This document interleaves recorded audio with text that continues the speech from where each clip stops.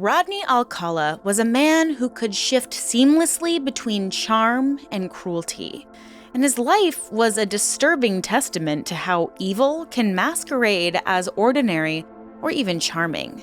To many, he was an aspiring photographer, a graduate of UCLA, and at one point, a contestant on the popular game show, The Dating Game. But behind the scenes, Alcala was hiding a deadly secret. He was a predatory serial killer whose crimes spanned coast to coast, and whose manipulation, cruelty, and cunning shocked even seasoned investigators. This is the story of Rodney Alcala. So sit back, relax, and take a deep breath. It's time to let the fresh air in.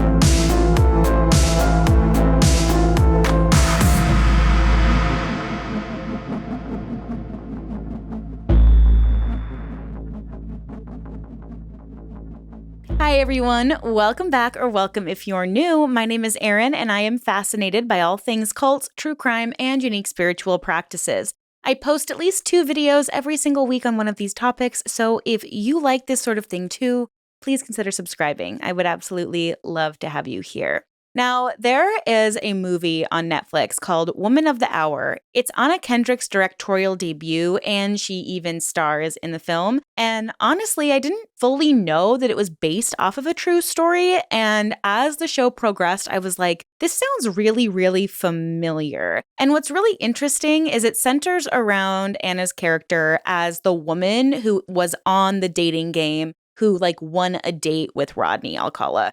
It's very, very disturbing, but obviously it left out a ton, and I mean a ton of details about the murders. And I believe that every single victim deserves to have their story shared. So I wanted to share a deep dive about all of the crimes that we know of that he committed. And honestly, it was really well done. I was really impressed that it was her first time directing. I thought she did a really fantastic job, both on the acting side and as a director. It was really beautifully done. The transitions were very interesting. There were all of these time jumps. So if you're a film buff like me, I really think that you will enjoy it, especially considering it's based on a true story and the guy that plays Rodney is super creepy. So go check it out. It is on Netflix now. So Rodney Alcala is often known as the dating game killer. From his early life to his chilling modus operandi, his brazen appearance on national television, his eventual capture, and the revelations that would continue to haunt law enforcement and the public for decades is exactly what we're getting into today.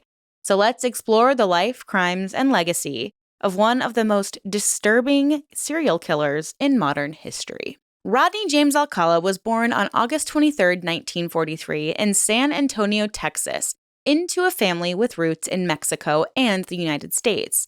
His early years were marked by constant upheaval and instability.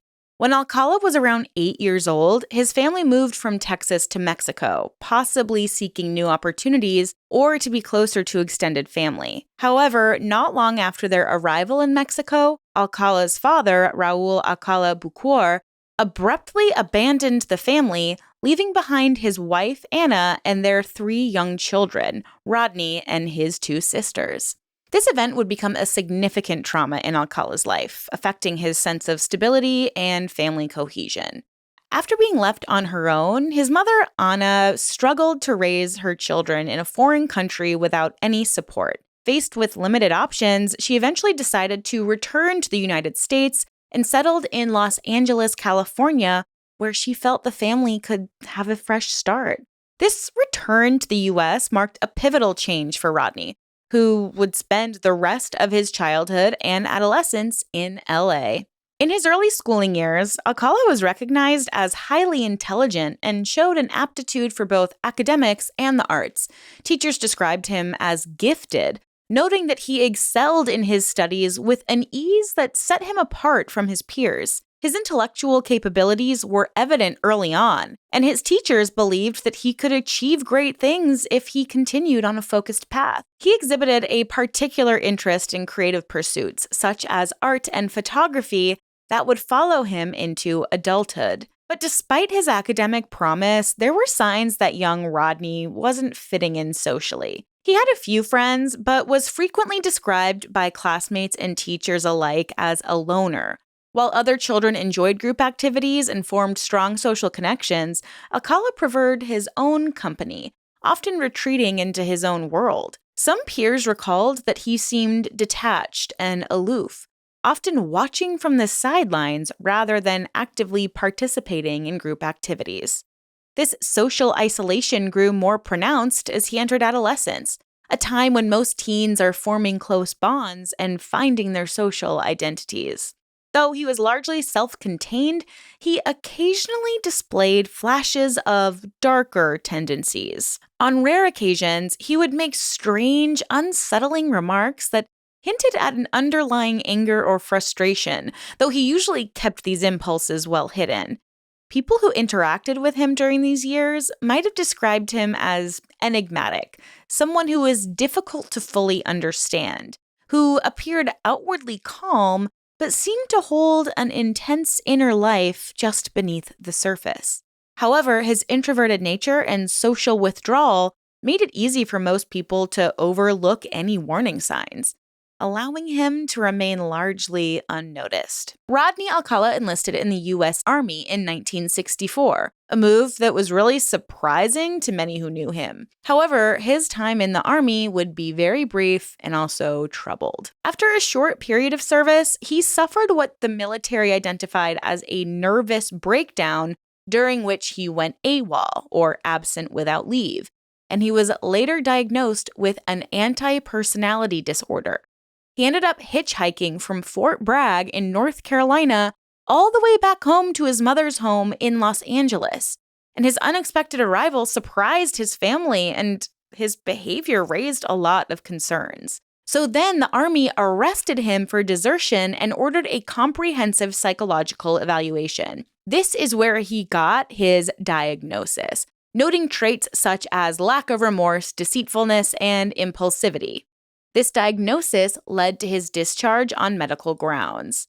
And this evaluation should have been a red flag, highlighting significant mental health issues that would have required intervention. But unfortunately, he didn't receive the necessary treatment or even monitoring after his discharge. And I feel like maybe at the time we didn't know that so many serial killers had some kind of antisocial personality disorder or had some other kind of mental health condition that would have required that they have at least some kind of monitoring. I'm going to chalk it up to just the time, but it is incredibly shocking that someone can have either a dissociative disorder or an antisocial disorder or be diagnosed as a sociopath or a psychopath, and the military is just like, okay, bye, please go ahead and live with other civilians. What? So the military determined that he was unfit for service, but not necessarily that he was unfit to just exist in society. So he was discharged on medical grounds the same year he joined, 1964. And this ended up marking a significant turning point for Alcala. His time in the Army exposed those underlying psychological issues that had previously been hidden or ignored, and his discharge left him directionless without any structure. He returned to civilian life, but with an increasingly fractured mental state that would only worsen in the years to come. So after his discharge from the Army, Alcala returned to California and enrolled at California State University, Los Angeles, or CSULA. He initially pursued a degree in drama, drawn by his interest in performance and the arts. However, he later switched his major to fine arts, focusing on photography. And this period allowed him to redefine his skills behind the camera and expand his artistic portfolio. At school, Alcala was seen as an enigmatic figure. He was older than many of his classmates due to his military service, which gave him this air of maturity. His peers and professors alike recognized his talent, noting his keen eye for composition and detail. And he often volunteered to take portraits of fellow students and was known to just carry that camera with him everywhere he went. Then in 1968, Alcala transferred to UCLA. At UCLA, he immersed himself in the vibrant artistic community. The campus, known for its progressive atmosphere during the tumultuous 1960s, was a breeding ground for creative expression and social activism. While at UCLA, Alcala's work began to take on darker themes. His photography shifted from traditional subjects to more abstract and sometimes unsettling imagery. He became fascinated with capturing the human form, often in unconventional poses and settings. Some acquaintances recalled that his photographs evoked a sense of discomfort, though they couldn't quite articulate why. Despite being in an environment that encouraged social interaction and collaboration, Alcala remained somewhat aloof. He engaged with others when it benefited his artistic pursuits, but avoided deep personal connections. Female students also reported that he could be charming and persuasive, often convincing them to model for his photography projects. However, some later recounted feeling uneasy during these sessions, noting that he sometimes pushed their boundaries or made inappropriate comments. And there were also reports of Alcala exhibiting manipulative behavior. He was known to fabricate stories about his background, exaggerating his accomplishments, or even inventing details to impress others. This pattern of deceit extended to his romantic relationships, which were typically brief and tumultuous. As Alcala progressed through his college years, the signs of his darker inclinations became much more pronounced.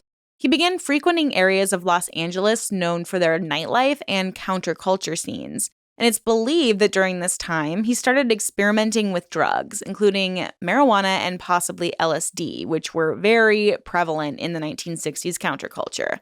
Some also speculate that his drug use may have exacerbated his underlying psychological issues. The combination of substance abuse and social isolation and even unresolved mental health problems just created this volatile mix. Alcala's behavior grew increasingly erratic, and he became more controlling in his interactions, particularly with women, and displayed a growing fascination with themes of power and domination in his artwork. So it was a sunny morning in September 1968.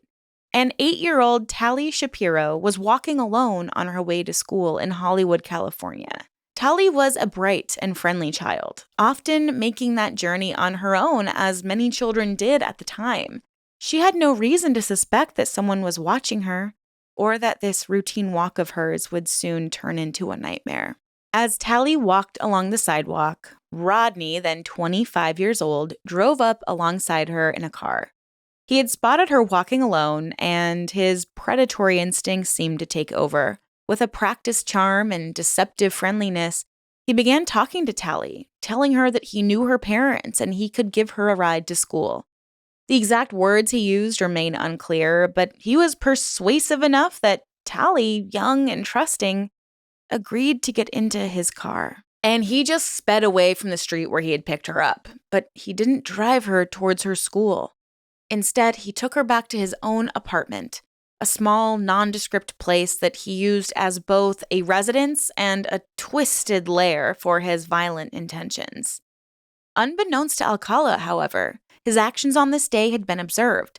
A passing motorist had seen him approach Tali and noted how she seemed hesitant as she got into his car. The motorist's intuition told him that something was wrong, and without delay, he followed his instincts and reported what he had witnessed to the Los Angeles police, providing them with Alcala's license plate number and a description of his car. It was a rare stroke of luck and vigilance that would save Tali's life. The police responded quickly, sending officers to Alcala's apartment to investigate the reported abduction. When they arrived, they found the apartment door slightly open, as though Alcala had left in haste or believed he was safe from interruption. The officers quietly entered, their suspicions rising with each step. The apartment was dark, and a foreboding silence hung in the air. As they moved further in, they were struck by a scene that would haunt them for years. On the floor of Alcala's apartment lay young Tali Shapiro, battered and bloodied. She was barely alive, clinging to consciousness. She'd suffered extensive injuries, and it was clear that Alcala had attempted to take her life. The details of her wounds spoke to an attack of unimaginable brutality. the work of someone driven by a horrifying level of sadism. Luckily, she was quickly rushed to the hospital where doctors worked to save her life. And remarkably, despite her severe injuries, Tally survived, though the trauma she experienced would leave her with lifelong scars. Alcala, however, had vanished. As the police entered his apartment, he had managed to escape out the back, slipping away into the city and leaving no trace of his whereabouts. This escape was the beginning of a cat-and-mouse game between Alcala and law enforcement that would stretch over a decade. While Alcala's tendencies had now become apparent to law enforcement, they lacked the resources and investigative techniques that are available today. So as a result, his escape allowed him to continue a deadly spree that would take the lives of numerous other victims. Following Tally's attack, Alcala fled to the East Coast, where he would later resurface in New York City under a new identity. But Tally Shapiro's case remained an open wound for the LAPD. They had come so close to capturing a predator, only to have him slip through their fingers. Over the years, the detectives who had responded to the scene recalled Tally's attack as one of the most haunting cases of their careers. The failure to apprehend Alcala after this attack was a devastating missed opportunity for law enforcement, as it would allow him to evolve his methods, becoming even more calculating and cruel.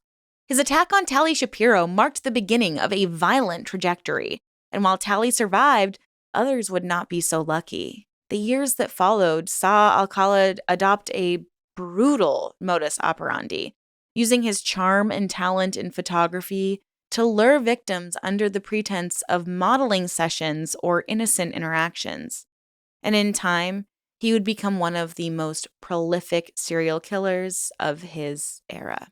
Decades later, as Alcala's name became infamous, Tally Shapiro's survival would become a symbol to the resilience of his victims.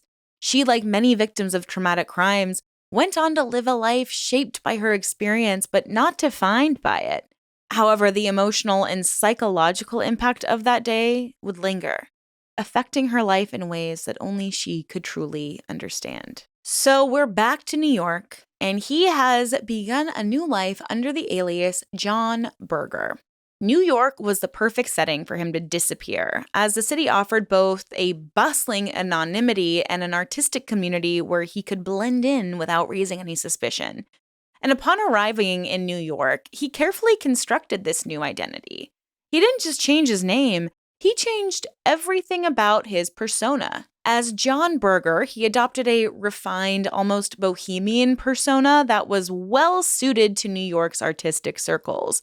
In a city filled with ambitious creatives and aspiring artists, Alcala fit in seamlessly. He dressed the part, projected an image of intelligence and charm.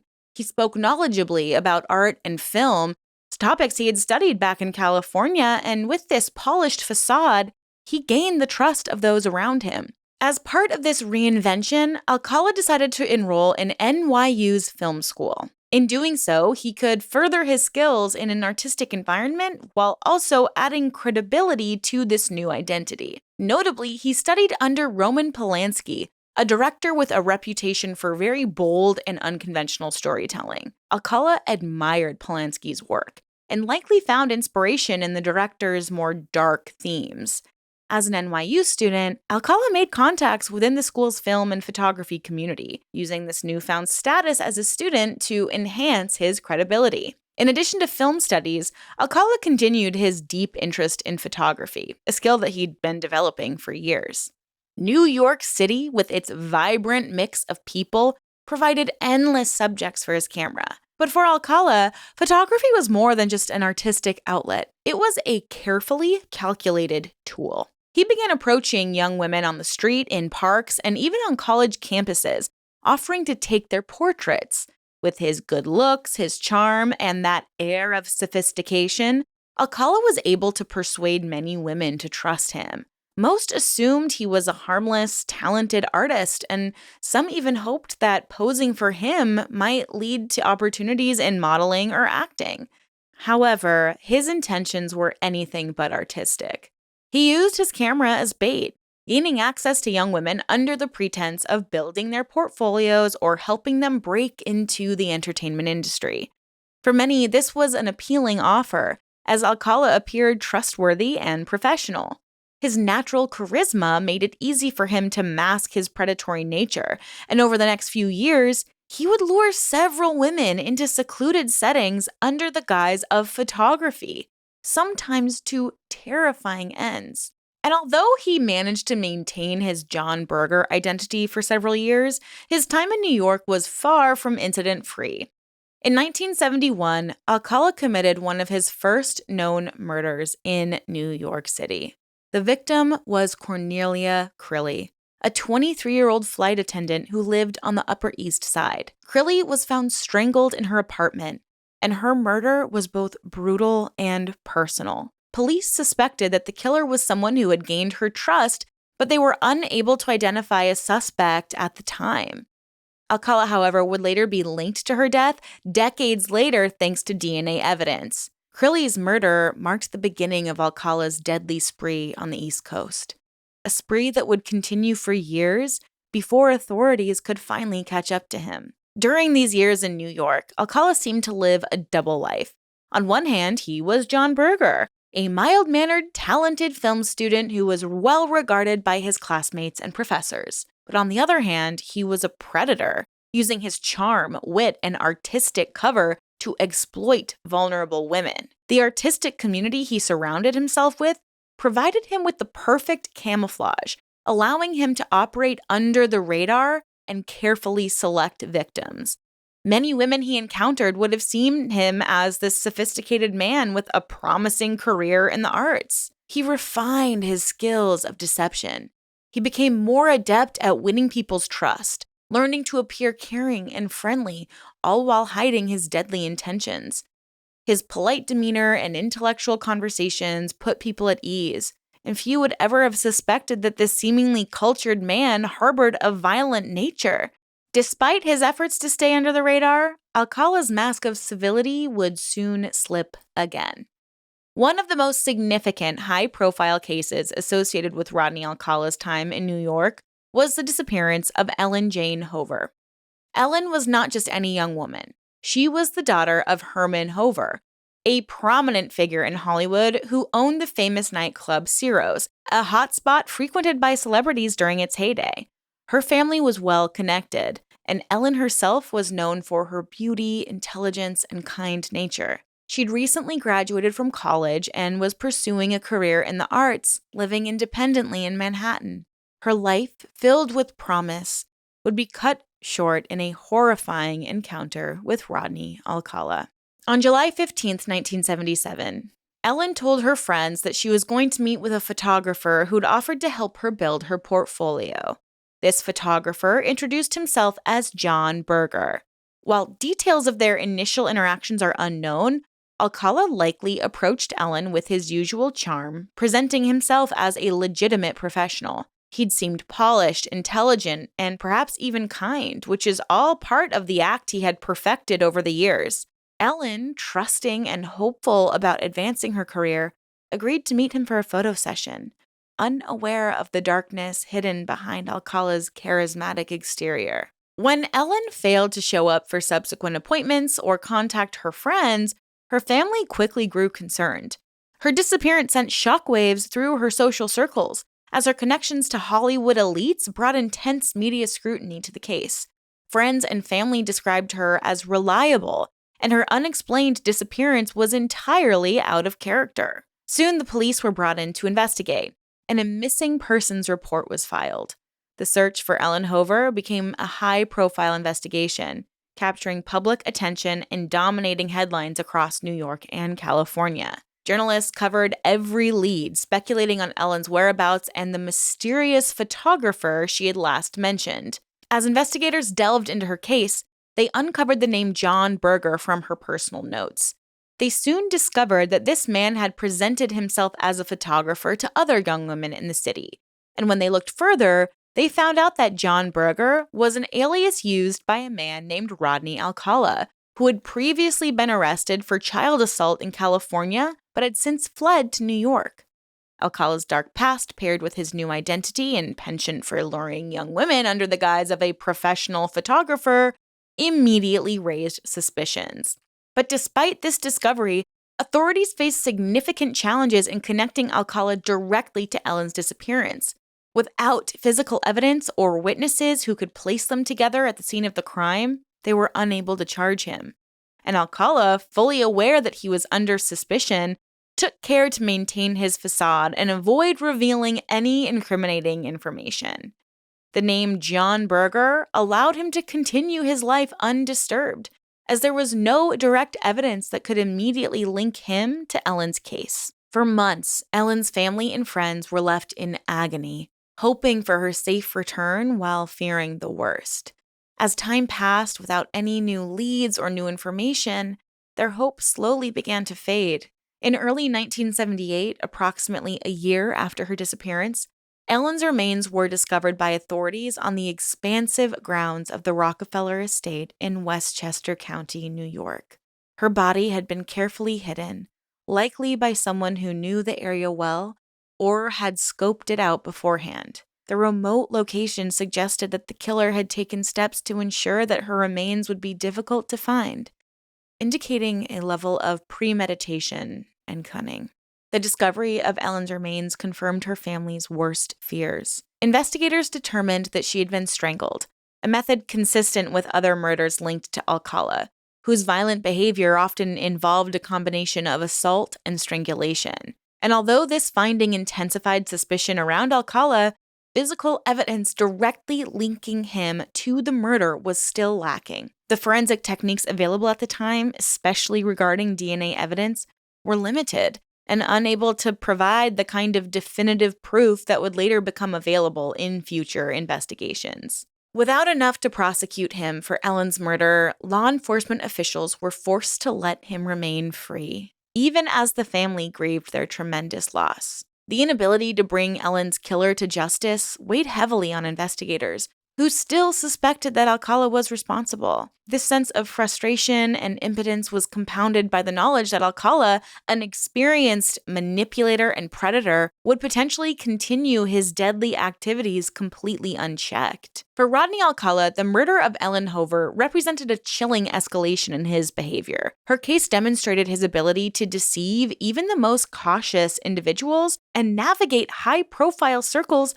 without arousing suspicion. His success in evading justice only emboldened him, reinforcing his belief that he could continue to operate with impunity. He had successfully exploited New York's artistic community. His identity as John Berger allowed him to approach young aspiring models and actresses without anyone questioning his motives. Ellen's case, though, would eventually be linked to Alcala through DNA evidence decades later, confirming what investigators had long suspected. And her murder became part of a larger pattern, one that helped law enforcement piece together the full extent of Alcala's deadly spree across the United States. Years later, in 2010, as new forensic evidence became available, Rodney Alcala was officially charged with Ellen Hover's murder, along with 4 other cold cases in California. The case was revisited, and using that DNA technology, he was finally convicted, providing Ellen's family with some measure of closure after more than 3 decades. And this conviction was a bittersweet victory for those who had tirelessly fought for justice for Ellen and the other victims of Alcala's crime. Even though he had been operating largely undetected, Alcala's time in New York was drawing to a close. Law enforcement was beginning to gather a lot of evidence that would later link him to multiple crimes in both New York and California. And his decision to live under an alias had helped him avoid detection for years. But he knew that authorities could gradually close in on him. By 1977, the LAPD had reopened Tally Shapiro's case and had issued a warrant for his arrest. With his identity as John Berger now under suspicion, he would eventually be forced to leave New York and then return to California. By 1979, Rodney was now in his mid-30s and he returned to California, the state where he'd first come under law enforcement scrutiny over a decade earlier. However, this time, he had grown far more calculated and practiced in his methods. He had spent years honing his ability to manipulate and deceive, carefully crafting a facade of charisma and artistic talent that masked his true intentions. Alcala's preferred tool of deception was still his camera, which he used to entice young women and girls under the guise of building their portfolios. In a time when aspiring models and actresses were vulnerable to the promise of discovery, this approach often worked seamlessly. In Huntington Beach, California, a quiet and family-oriented community, people were unaccustomed to such dark intentions lurking so close to home. It was here that Alcala encountered his next victim, 12-year-old Robin Samso. Robin was a lively, ambitious young girl who loved ballet and spent her days with friends dreaming of a career as a dancer. On June 20th, 1979, Robin had been eagerly preparing for her ballet class, and her mind was likely filled with thoughts of her upcoming lessons and time with friends. That day, as Robin walked to her class, she was accompanied by a friend, Bridget, who shared her enthusiasm for dancing. At one point during their walk, the two girls were approached by a man with shoulder-length dark hair holding a camera. The man was none other than Rodney Alcala. He smiled warmly and struck up a conversation with the girls, positioning himself as an innocent, friendly photographer interested in capturing their joy and beauty. He asked if he could take their pictures, and though the girls were hesitant at first, his charm and charisma eased their reservations. Bridget later recalled how Robin had agreed to the brief photo shoot, possibly intrigued by the novelty of being photographed. I mean, you're young, you're starting to develop into a woman, and someone approaches you and thinks that you're beautiful and wants to take photos of you. I mean, I can see how a young, naive girl might feel special. And Alcala took several photos, positioning Robin and her friend in various poses and chatting with them as he clicked the camera. He may have spoken to them about his interest in photography and art and reinforced the idea that his interaction was nothing more than a harmless, friendly photo shoot. But something about him eventually made the girls uneasy, and Robin soon decided to leave, telling Bridget she needed to get to her ballet class. But later that evening, when Robin failed to arrive at her class, her family grew very anxious. Robin was known for her punctuality, especially when it came to her beloved ballet lessons. Her family immediately began searching for her and contacted the police, reporting her missing. Huntington Beach, a community where parents felt safe letting their children walk alone, was suddenly thrust into a nightmare. The search for Robin intensified as more and more volunteers joined to help. And as hours turned into days, hope began to wane, and the town was filled with an overwhelming sense of dread.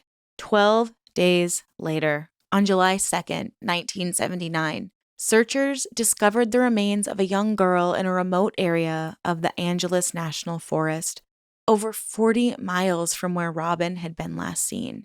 The body was so severely decomposed that identification took several days, but eventually the authorities confirmed the worst. It was Robin Samso. The grim discovery shattered her family and sent shockwaves through her community. Her brutal murder was devastating for her family and horrifying for the people of Huntington Beach, a town that had never known such a tragedy. Robin's death also heightened the public's fears, sparking outrage and horror throughout California. Parents grew increasingly protective of their children, and communities were filled with anxiety, questioning whether another predator could be lurking around nearby. The case became a media sensation as people tried to understand how such a terrible crime could happen to a young girl on her way to a dance class. It wasn't long before police began piecing together clues that once again led them to a familiar name, Rodney Alcala. Witnesses, including Bridget and several other young girls, provided crucial descriptions of the man with the camera. Based on these accounts, a composite sketch was created, which matched Alcala's physical appearance and ultimately led to his arrest. During a search of his apartment, detectives uncovered damning evidence that connected him to Robin's murder. Inside his storage locker in Seattle, police found a trove of photographs, including several of young girls who bore a striking resemblance to Robin. The disturbing collection, which contained hundreds of photographs, suggested that Alcala had used his camera as a tool to lure and manipulate numerous other victims. Alcala's arrest in connection with Robin's murder marked a turning point. The LAPD, working in conjunction with other agencies, began to realize that he was no ordinary criminal.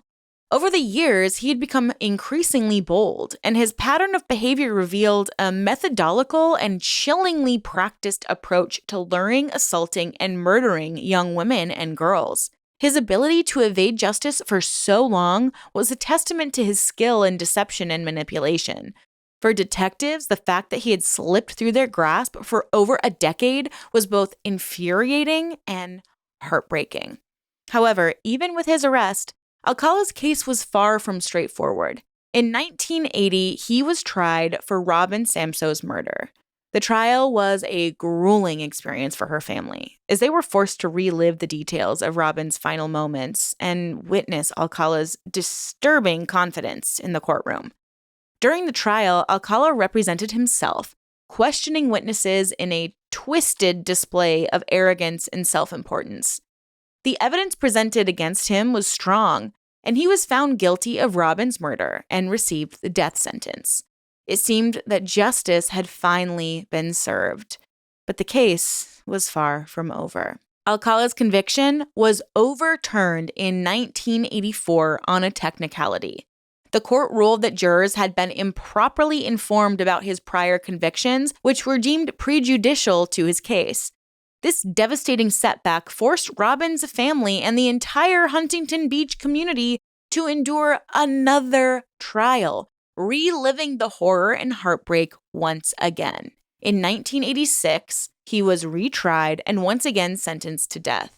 But in a cruel twist of fate, his conviction was overturned a second time in 2001 due to additional procedural issues. But finally, in 2010, Rodney faced a third trial. By this time, advancements in DNA technology allowed investigators to link him to the murders of 4 additional women: Jill Barcombe, Georgia Wickstead, Charlotte Lamb, and Jill Parenteau. These women were all killed in the 70s and were victims of brutal assaults similar to the one that took Robin's life. The prosecution argued that Alcala was a sadistic predator with a pattern of luring his victims through deception only to subject them to unimaginable violence. During his third trial, Alcala once again represented himself, questioning witnesses in a display that both horrified and frustrated the court. He even played a clip of his appearance on The Dating Game in a twisted attempt to portray himself as this harmless man. His defense strategy, however, failed to convince the jury, who all found him guilty on all counts. He was finally sentenced to death for a third time, bringing at least some measure of closure to Robin's family and the families of the other victims. But Robin Samso's tragic murder left a lasting impact, not only on her family and community, but also on law enforcement, who were forced to confront the flaws in the legal system that had allowed him to evade justice for so long. Her case highlighted the need for stronger interagency cooperation and advancements in forensic science. It also underscored the importance of vigilant public awareness, as Alcala had used his charm and seemingly innocuous hobby to manipulate those around him. So, as for this dating game appearance, it is truly one of the most unsettling moments in Rodney Alcala's life, and perhaps one of the most notorious in television history. It happened back in September of 1978. And he appeared as a contestant on The Dating Game, a popular television show at the time in which 3 bachelors would compete for a date with a female guest. Each man would try to win over the woman's affection by answering her questions in the most charming, witty, or funniest way possible, while she sat behind a screen unable to see them. The idea was to create lighthearted entertainment, but for this particular episode, what unfolded would become an infamous chapter in true crime history. Alcala, who at the time was using his real name and not hiding under an alias, was selected to appear on the show as Bachelor number 1. This decision in itself was stunning, as by then he had had a criminal record dating back to the late 1960s and had been investigated in connection with violent crimes in both California and New York. Come on, producers, let's do thorough background checks on people who end up on reality shows, please. If you've been watching recent seasons of The Bachelor, you know that not much has changed, unfortunately. But somehow Alcala managed to avoid significant background checks that might have raised concerns about his suitability as a contestant on a primetime TV show. The producers, apparently unaware of his violent history, were likely swayed by Alcala's good looks and confident demeanor, thinking that he would make an appealing contestant. On stage, Alcala presented himself with charisma, flashing a charming smile that hid his true dangerous nature. From the outset, he came across as self-assured, well-spoken, and even flirtatious, easily capturing the attention of the female guest, Cheryl Bradshaw. He was charismatic and made quick, confident quips in response to Bradshaw's playful questions. When asked questions designed to reveal the Bachelor's personalities, Alcala delivered his responses with a charm and confidence that made him stand out. One of the most chilling aspects of Alcala's appearance on the show was his ability to present himself as warm, humorous, and likable. His responses had a teasing edge, and he often answered in a way that suggested a bit of mystery or playfulness. When Bradshaw asked, "What's your best time?" Alcala responded with a smirk and said, "The best time is at night." His answers were bold, often laced with double entendre, a quality that entertained the audience and intrigued Bradshaw. At one point, Bradshaw asked him to pretend he was an ice cream cone, and Alcala, smiling, replied, "I lick myself." The audience laughed, and the bachelor next to Alcala, sensing the tension and his competitive disadvantage, looked visibly flustered. To the viewers at home and even this audience in the studio, Alcala appeared confident, attractive, and full of personality, a man who knew how to play to the crowd. The audience had no idea they were watching a man with a brutal, dark past, who was capable of attacking an 8-year-old girl and likely committed several murders by this point. The contrast between his television persona and his real life was staggering, underscoring the depth of his ability to mask his true self. As the show progressed, Bradshaw ultimately chose Alcala as her date. He had outcharmed and outmaneuvered the other two contestants, winning her over with his charisma and his seemingly alluring personality. Alcala's victory and his ability to gain Bradshaw's interest on national television added a surreal layer to the episode, given what he would later be revealed to be. The entire interaction was a chilling reminder of his skill in deception, his capacity to conceal his true nature behind a polished facade, and his talent for manipulating others into trusting him. But as fate would have it, Cheryl Bradshaw would come to regret her choice. After the show ended, Bradshaw met Alcala backstage, where they had the opportunity to talk face-to-face. And for the first time, she was able to observe him directly, without the veil of the game show theatrics. During their brief conversation, Bradshaw felt an immediate and intense sense of unease. She later described feeling a strange, unsettling vibe from him, something she couldn't quite put into words. There was just a darkness in his demeanor that hadn't come across on camera, something she sensed instinctively. Though she couldn't identify why, she felt repelled and deeply uncomfortable. And thank goodness she trusted her instincts and ultimately declined to go on the date with him, claiming that she felt something was just off about him. Alcala's charm had worked on her during the show, but away from the spotlight, the illusion faltered. This decision likely saved her life. And it's chilling to imagine what might have happened had she agreed to spend alone time with him.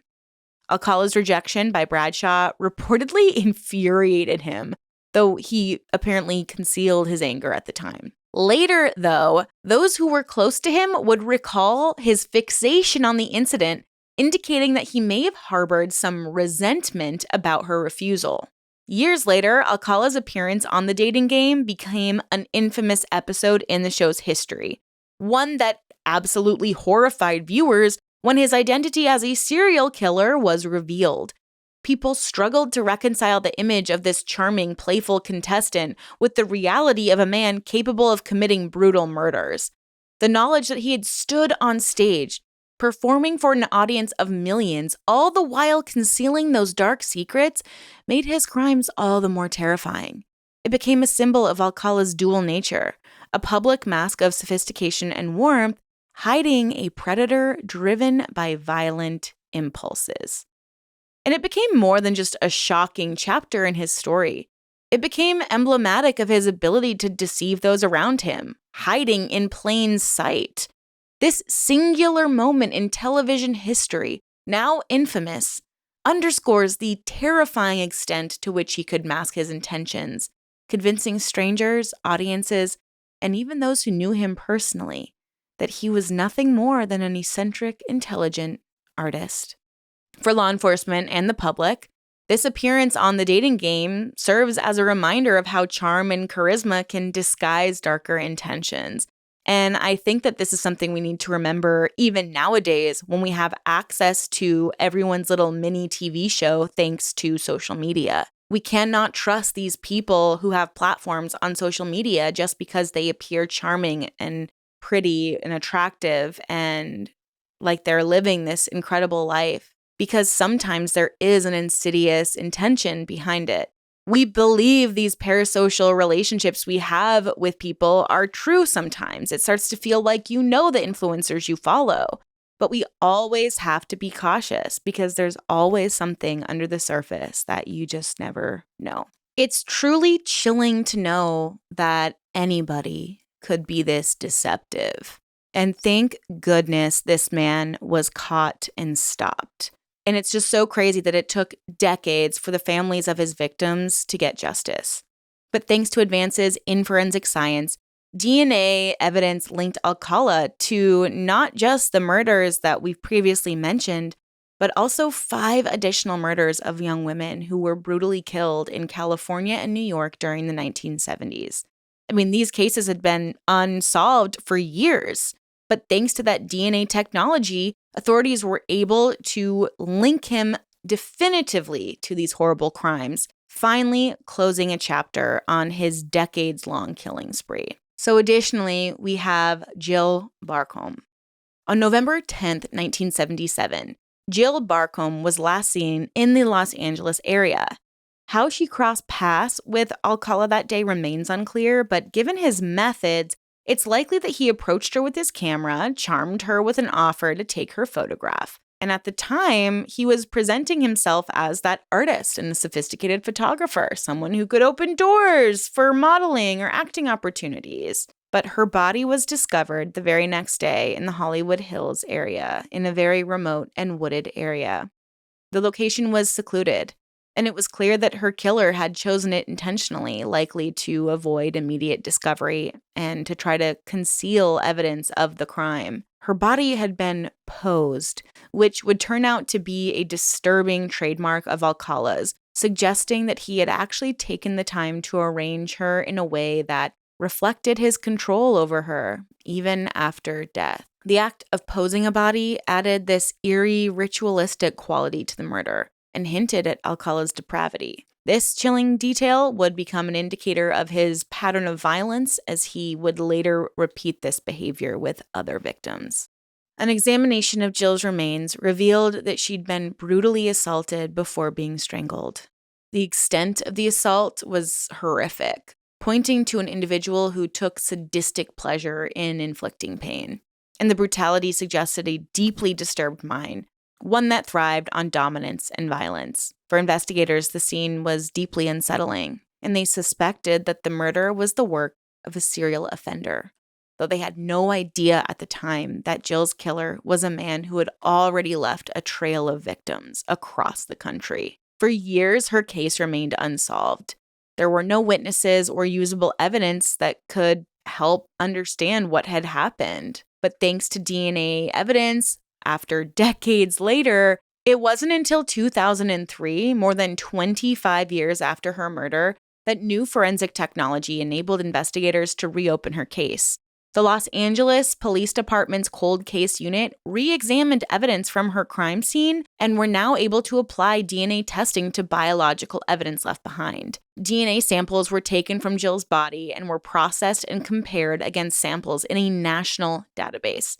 And the results were conclusive. The DNA matched Rodney Alcala, a name already infamous in criminal circles and known for his history of sexual assault and murder. But this revelation was still shocking and heartbreaking for Jill's family, who had spent years wondering if they would ever know the identity of her killer. The confirmation that her murder was tied to Alcala brought them a measure of closure, but it also stirred renewed anger and pain as they learned about the horrific details of his crimes. Jill had not only been his victim, and the same man responsible for her death had gone on to kill many others, eluding capture for years. And Jill Barcomb's case is significant not only because it was one of the first in which DNA technology actually linked Rodney to additional murders, but it also illustrated his predatory behavior and how he carefully selected and manipulated his victims. For someone like Jill, who was new to California, his offer of a photo session might have seemed like a cool, exciting opportunity or a friendly gesture. But tragically, she would never have known that accepting his offer would end up leading to her death. The new evidence in Jill's case was instrumental in building the prosecution's case against Alcala during his final trial in 2010.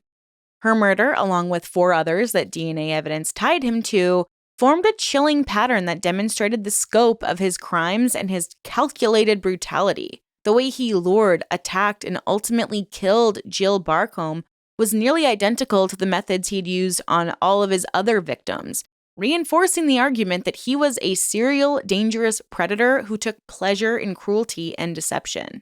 We also have the murder of Georgia Wickstead, a 27-year-old nurse, and she stands out among Rodney Alcala's crimes for the extreme violence and personal nature of the attack. Georgia had recently begun her career as a nurse, dedicating her life to helping others. She was described by friends and colleagues as compassionate, hardworking, and full of life. Living alone in her apartment in Malibu, California, Georgia was a young woman with a promising future who enjoyed the peace and beauty of her surroundings. But on the evening of December 16, 1977, Georgia returned to her apartment after finishing her shift at the hospital, and it was a familiar routine. She had no reason to believe she was in any danger.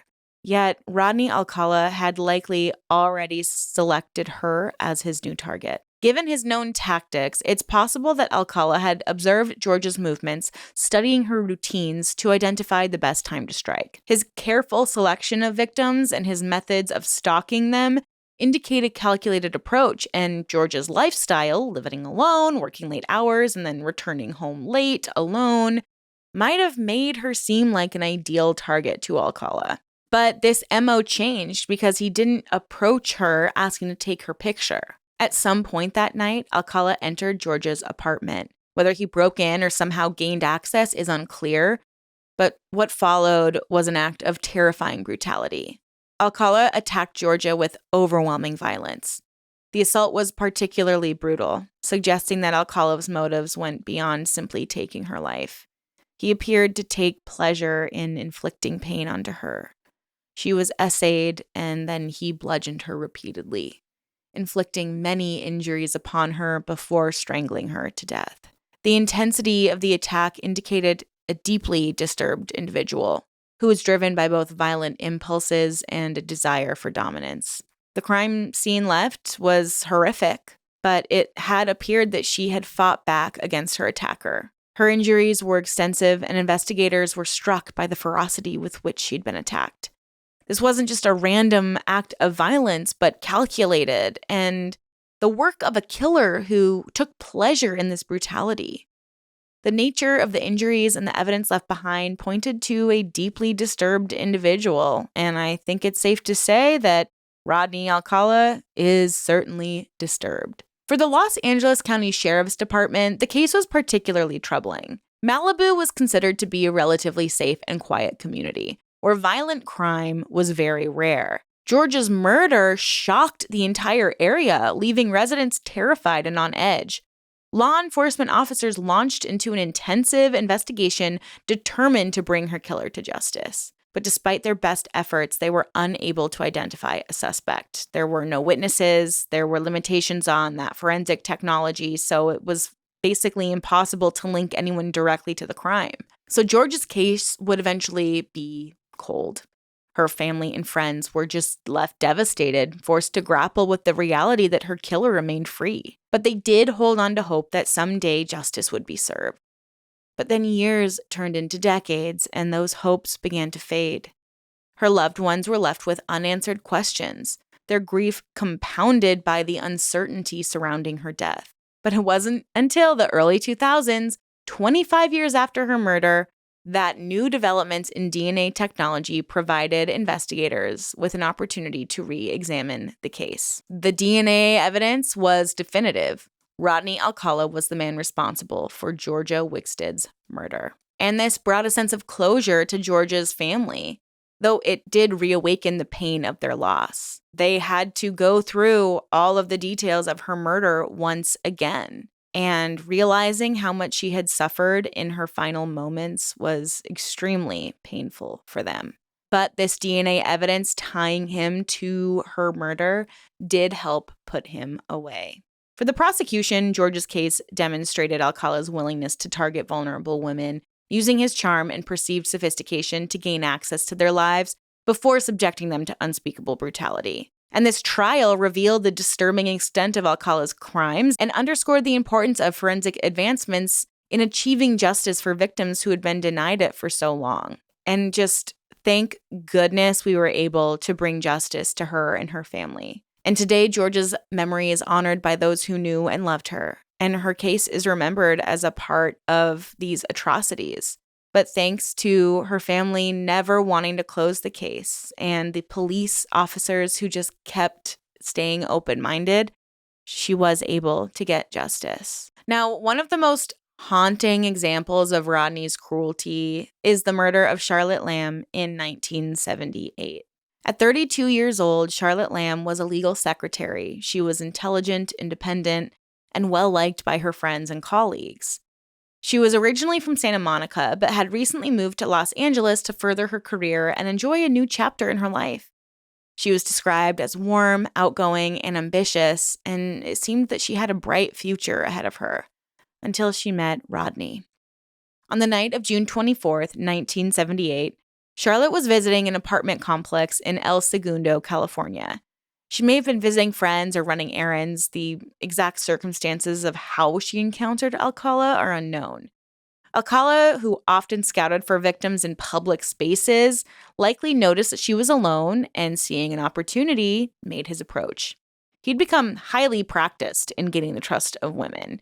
So whether or not he lured her under the pretense of photography or followed her into her building, his intentions were dark from the start. The laundry room was where Charlotte's body was later discovered. It was secluded and isolated, a place that she would have had little chance of escaping or calling for help. The enclosed nature of the room meant that there was likely minimal chances of witnesses, a fact that Alcala may have been calculating before striking her. Once alone with her, he unleashed a horrific assault, one marked by the same brutality he displayed in his other murders. She was essayed and strangled, but her means of strangulation reflected Alcala's twisted nature. He used a shoelace to take her life, a detail that added this eerie sense of premeditation to the murder, as if he had intended to kill her all along in a way that was both intimate and cruel. And like many others, he took the time to pose her body after her death. And it wouldn't be surprising if he also took photos of how he posed her. So the discovery of her body in the laundry room horrified residents of that apartment complex and left the community of El Segundo absolutely shaken. The brutality of her murder, combined with the location and manner of death, suggested that her killer was someone who not only had intended to kill, but who had taken several calculated steps to carry out this sadistic fantasy. Law enforcement quickly launched an investigation, but they were hindered by the forensic technology, and her case went cold. But once again, almost 25 years later, DNA technology was able to solve this murder. So once those DNA samples were processed, they returned a match. The very familiar name, Rodney Alcala. Today, Charlotte is remembered as someone who was kind, with so much potential, whose life was cut short by a man whose facade of charm masked a brutal predator. And finally, we have Jill Parenteau. Jill was a vibrant 21-year-old college student living in Burbank, California. She was described as intelligent, ambitious, and kind-hearted. She was enjoying her independence, and she had her whole life ahead of her. And she was deeply loved by her family and known for her positive spirit and her enthusiasm. In 1979, while balancing her studies and part-time work, she was living on her own in an apartment, enjoying the freedom and excitement of her young adulthood. But tragically, Jill would become one of Rodney's victims, caught in the path of a man who preyed on young women and exploited their trust. On June 14, 1979, Alcala broke into Jill's apartment. We still don't know how he gained access to all of these apartments, but it's very clear that he must have stalked their routine. In this approach, it seemed to be one of just pure violence, targeting her specifically as someone who he wanted to invade their home. And Jill, she lived in a private apartment. It was supposed to be a place of refuge and safety, but it just became a trap because Alcala had likely been watching her for a long time and planned every aspect of the assault. Once he got inside her apartment, he attacked Jill with overwhelming force. The assault was brutal and prolonged. She was essayed and strangled. And the brutality of the crime scene indicated that he took pleasure in inflicting this pain, both physically and psychologically. His actions weren't just about taking a life, but asserting power in the most personal and horrifying way. He had taken the time to pose her body, and the discovery of her body shocked her friends, family, and the entire Burbank community. Her family was left to mourn the loss of a woman who had meant so much to them. The trauma was compounded by the knowledge that her killer was still at large. And once again, it would not be for decades later, thanks to DNA technology, that they would be able to tie him to her case as well.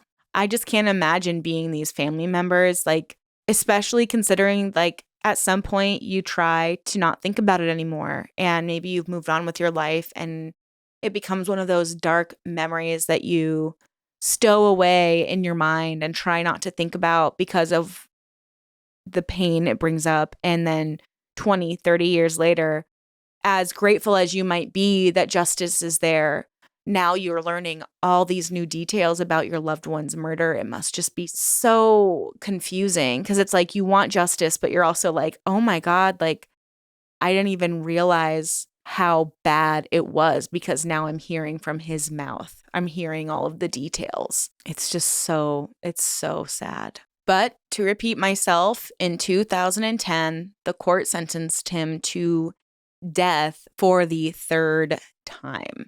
So this offered some closure. But this death sentence, however, came at a time when California's death penalty status was in flux. Due to a moratorium on executions, it is unlikely that he will ever face execution. Instead, he is still in prison where he continues to serve his sentence, largely isolated from the outside world of which he preyed upon. But it's still crazy to think that this man is just alive and probably fine sitting in jail after knowing what he's done to so many women. So earlier I mentioned this storage locker in Seattle, and you're probably wondering, whoa, Erin, did you skip the part where we traveled to Seattle because we haven't heard anything about his journey to Seattle? But after his conviction, in an effort to uncover more information, law enforcement conducted a very thorough search of his possessions, hoping to find just more overlooked evidence. But what they discovered would open a disturbing new chapter in this story. A collection of more than 1,000 photos were found stored in a storage locker in Seattle. The photos in his possession depicted young women, girls, and boys, and also some adult men. These photographs ranged from seemingly innocent snapshots to hauntingly suggestive and sometimes disturbing images. The subjects of the photos were often posed in ways that suggested vulnerability, discomfort, and some images bore an unsettling intimacy that hinted that something darker had happened. In many cases, the individuals in the photos seemed to be unaware of the danger they were in. The disturbing nature of some of these photos raised immediate concerns that Alcala had lured other unsuspecting individuals into his grasp. These photos revealed a lot more about how he operated and the way he used his camera to gain victims' trust. What made the discovery even more chilling was that the photos spanned multiple years, multiple locations, and this suggested that he had traveled widely, taking pictures in both California, New York, and maybe even other states. Law enforcement recognized the gravity of this find. They understood that the people in these photos could represent a vast number of additional victims, some who might have survived their encounter with Alcala, but others whose remains might never be found. To uncover the truth, law enforcement released hundreds of these photos to the public. The images were distributed online, with authorities urging the public to come forward if they recognized anyone in the photos. Some of the images showed individuals who appeared to be in casual, everyday settings, while others were posed in unusual locations or positions. Authorities hoped that by sharing these photos, they could identify potential victims or locate individuals who had interacted with Alcala and survived. They also hoped to bring closure to families whose loved ones may have disappeared under mysterious circumstances during the years Alcala was active. And the response from the public was immediate and overwhelming. Friends, families, acquaintances from across the country poured over the photos, searching for familiar faces. And many people came forward, some identifying themselves in the photos, others recognizing loved ones who'd gone missing years earlier. And for those who recognized loved ones, the discovery brought both answers and heartbreak, confirming suspicions that their relatives had crossed paths with a serial killer. For others, the photos provided an unsettling glimpse into a part of their past they'd almost forgotten. Individuals who recognized themselves in the photos recalled encounters with Alcala that ranged from benign to deeply uncomfortable, with some admitting that they had felt this unexplainable unease around him. However, for every identified face, there were dozens more that remained a mystery. Many of the individuals in the photos have still not been identified. Some of the faces in the collection appear relaxed, suggesting that they may have thought Alcala was simply an eccentric but harmless photographer. Other expressions, however, reveal fear or discomfort, with subjects looking away from the camera or adopting defensive body language, as if they sensed something was wrong but were unable to articulate it. The ambiguity has left a haunting question mark over Alcala's photo collection. And the sheer number of photographs raises disturbing questions about the true scale of this man's crimes. The unsettling possibility that Alcala had additional victims, some of whom were never identified or even found, continues to haunt investigators and families alike. Many of the individuals in the photos were young women and teenage girls, fitting the profile of Alcala's known victims. And others were young boys, a very unsettling departure from the victim profile established during his trials, which has led some investigators to speculate that Alcala's crimes may have been even more varied and prolific than previously believed. This case of manipulation, brutality, and relentless evil still haunts the families of his victims and the investigators who worked tirelessly to bring him to justice for years to come. While his crimes have been documented, the full extent of his violence may never be known. His legacy remains a chilling reminder of how evil can exist in the most unexpected forms, lurking beneath a charming smile and a seemingly normal exterior. Thank you for joining me in exploring this really sad and heartbreaking, disturbing case. May we remember the victims, and may justice continue to bring peace to those who have suffered at the hands of the monsters who are hiding in plain sight. Let me know what you think down in the comments below. Thank you so much for being here today, and I will see you in my next video very soon. Have a great rest of your day. Stay safe out there, ask questions, and always stay skeptical.